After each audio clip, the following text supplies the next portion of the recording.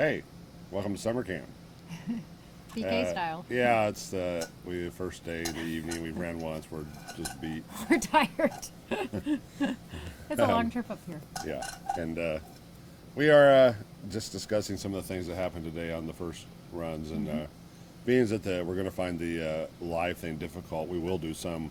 There's a few places we may be able to do it. We're gonna We try. move around to new places every day. I know someone today asked about assuming that the signal's not very good, and it's not very good. Where we're sitting at right now, there's none. Nothing. Yep. And I just had to go out and try to contact some landowners, and I had to drive like 6 miles to do that. Drive up the hill.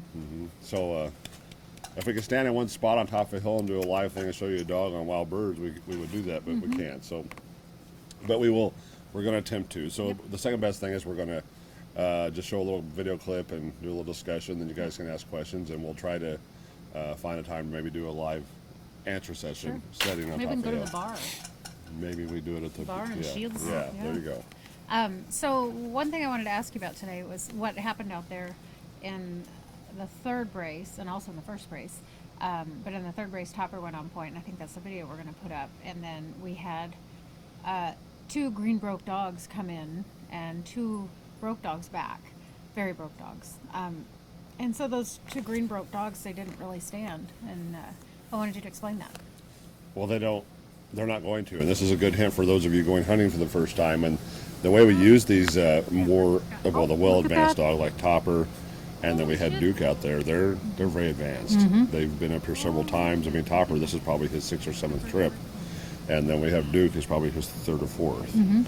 And they're going to find birds if they're there, and they're going to stand birds. But then we just call all the youngsters in. We had the young dogs, we call them, and they're going to run in there and not realize what's going on until they interact with the birds. Experience it. Yep, they have to experience it. And once they realize that there's birds there, and you just let the birds do the work, I mean, you know, those dogs are both green broke.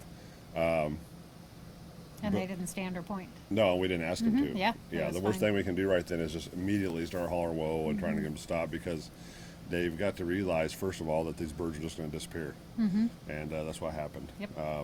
So when you go hunting with your dogs the first time and they're not experienced at all, and you put them in wild bird situations and they don't know what's happening, don't get all over them. Let them learn.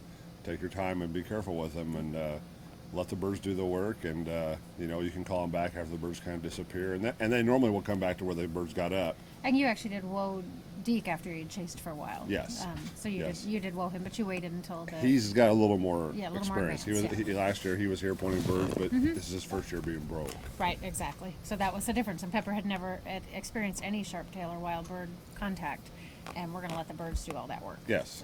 So, yeah. So anybody has any questions, we're going to post this up on YouTube and Facebook. And if you have any questions on Facebook, post your questions, and then we'll pick a time and set a time. We're going to go on live. We'll drive to the top of the hill or go to the bar and have a Facebook beer Live. and Facebook Live and discuss your questions. So Cover 19 or Alpha Bravo continues for the Northern Division.